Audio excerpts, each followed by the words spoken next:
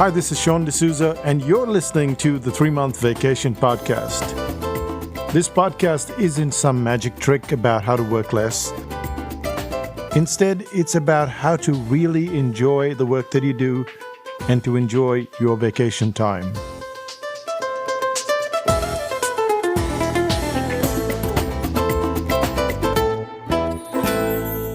Hi, it's Sean, and you're listening to the 3-Month Vacation.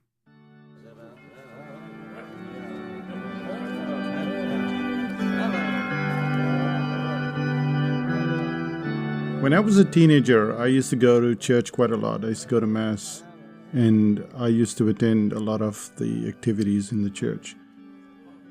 And on one of those days, the priest or the person that was conducting that whole thing went on and on and on and on. And I thought to myself, I should leave. I mean, this is getting really boring. But I stayed. And the moment I left the church, there was this woman, Clary, and she came up to me and she said, I was waiting for you to leave so I could leave. And that statement took me totally by surprise. She's so much older than me. Why is she waiting for me to leave? But at that moment, I realized that I had the power to make those decisions when things get really boring.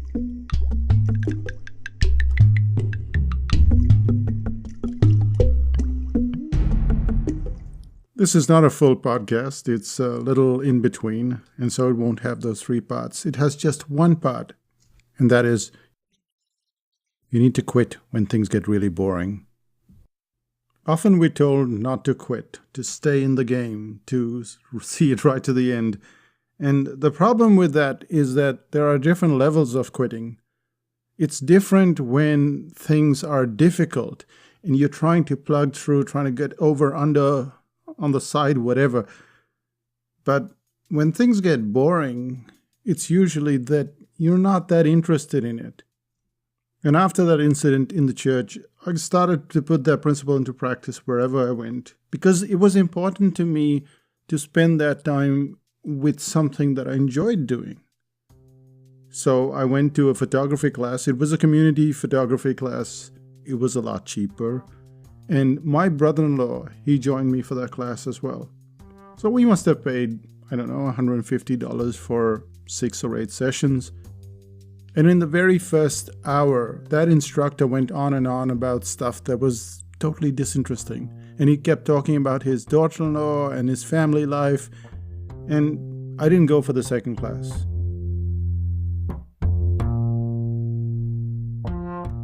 My brother-in-law, Ranjit, went for the second class and the third class and the fourth class and whatever. And at the end of it, he said, you bailed out at the right time.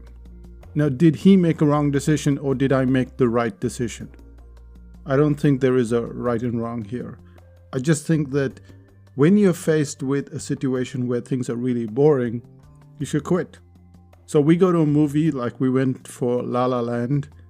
And of course, it had rave reviews and Oscars and everything else. And we sat there for 20 minutes, 25 minutes. And we thought, this is boring. Now, we had some premium tickets because someone had given us this as a gift. And there's these bucket seats and popcorn and pizza and all that stuff. And we just quit. We went back home. And that's kind of my benchmark. It's get out when it's boring. Now, things don't always work that way. When I was in school, we went to this picnic. And it was really boring. The whole morning, nothing. So by the afternoon, I said, I'm going back home. I got onto the bus and went back home. The next day, all the guys were going, wow, wasn't that an amazing picnic?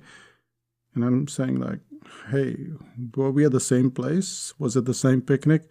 And they said, yeah, where were you? And I said, I left at 12 o'clock. And they said, oh, because at 1 o'clock, the girls' school came along. So yes, sometimes this philosophy doesn't work as well as it should. And sometimes boring and difficult, they start to merge. But you can tell the difference. You can tell the difference between just boring, just inane stuff versus I'm having a difficult time getting through this and that's why it seems boring. When things are tough, it's asking you to find a way through it. but when things are boring, they're just boring. So quit and save your time and your energy for things that are tough. That's me, Sean D'Souza, saying bye for now. Bye-bye.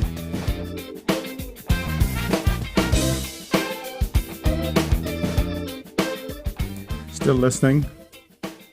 One of the more boring things I have to do every week is go for a walk.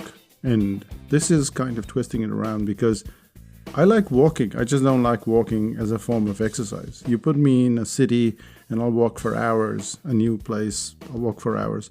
It's just that walking every day is exercise, that's boring.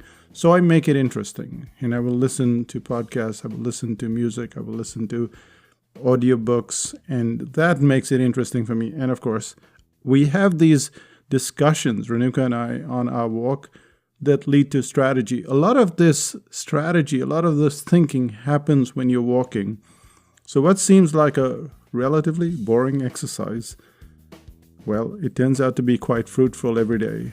As a result, we end up doing 60,000, 70,000, sometimes 100,000 steps every week. I'd suggest you find a walking partner as well. Do some walking. You don't have to talk. You can listen to something, or you can just be quiet. Bye for now, and see you in 5000 BC.